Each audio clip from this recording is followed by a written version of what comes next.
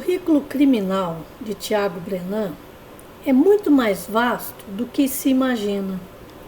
E ele sempre acabou se safando de todas as situações que poderiam culminar em um processo judicial e em uma condenação penal. Portanto, ele continua como alguém que nada fez em termos de crimes oficialmente em relação a processos. Portanto, um réu primário. Quando, na verdade, após Helena Gomes ter denunciado ao Fantástico as violências que ela sofreu desse homem em uma academia no shopping Guatemi, em São Paulo, várias outras histórias de muita violência vieram à tona.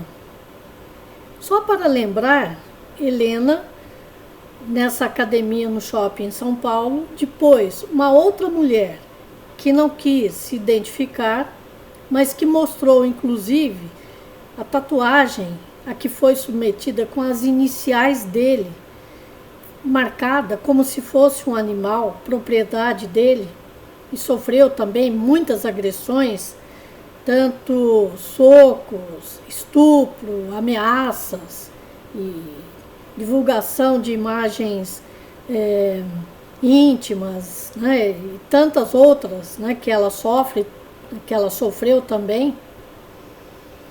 Também foi vítima dele Doda Miranda, né, um cavaleiro olímpico, que foi ameaçado por ele, não só Doda, mas a própria família de Doda. Então ele mandava mensagem dizendo que queria agredir fisicamente Doda. Uma outra vítima foi um rapaz, Vitor, garçom, no restaurante Fazano, que existe no condomínio onde Tiago tem uma residência, e que Tiago acusa de ter passado em velocidade na frente da casa dele, e por isso agride muito esse jovem, que também, né, não consegue provar tudo o que aconteceu, e todas as agressões que ele sofreu foram simplesmente arquivadas pelo Ministério Público, pela polícia, né, portanto, pela Justiça.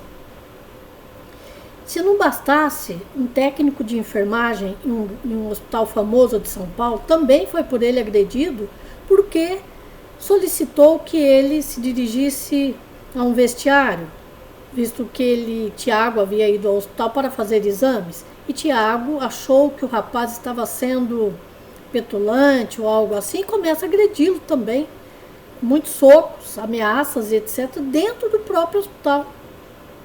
E esse rapaz, apesar de fazer um boletim de ocorrência, também acaba por desistir, porque ele foi alertado por um advogado que Tiago era uma pessoa, tinha muitos advogados e que as coisas poderiam virar contra ele, como de fato nos outros crimes viraram, né? Aqueles que tentaram fazer alguma coisa foram considerados como caluniosos, né? Como difamatórios, etc.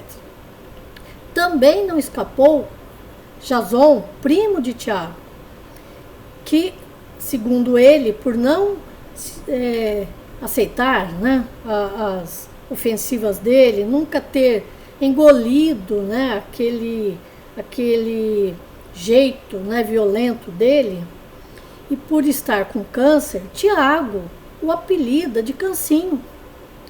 E além disso, manda um caixão com uma coroa de flores na casa do primo. Além de falar outras coisas sobre a doença desse rapaz, né, falando para ele, né, de modo bastante pejorativo. E esse primo diz que ele sabe de dezenas de mulheres em Recife que foram agredidas e estupradas por Tiago, mas que sempre se calaram com medo. E não é à toa que todas essas pessoas tenham medo. Afinal, ele sempre saiu vitorioso, comprando tudo que se pode comprar com dinheiro em nosso país. E por fim, Tiago está envolvido em um duplo homicídio que ocorreu no ano de 2003, com duas jovens, com duas adolescentes de 16 anos. A polícia nunca chegou de fato até ele e encontraram bodes expiatórios que acabaram, por um tempo, como sendo os autores do crime e após foram absolvidos e soltos. E nesse crime horrível, em que essas duas jovens morrem em Sarandi, perto, né, de Recife, até hoje não houve nenhuma solução convincente e, portanto, continua em aberto a respeito de quem matou essas duas jovens, ou se foi mais de uma pessoa, mas o nome de Tiago aparece como o principal suspeito, pois estas duas garotas estavam na casa dele e a partir de então elas desapareceram. E toda uma história cheia de incoerências, de fantasias, de fatos, né, colocados como reais e que é só você prestar atenção que você vê que não tem o menor sentido, foram articulados para que Tiago, mais uma vez, não pagasse pelos crimes que ele cometeu.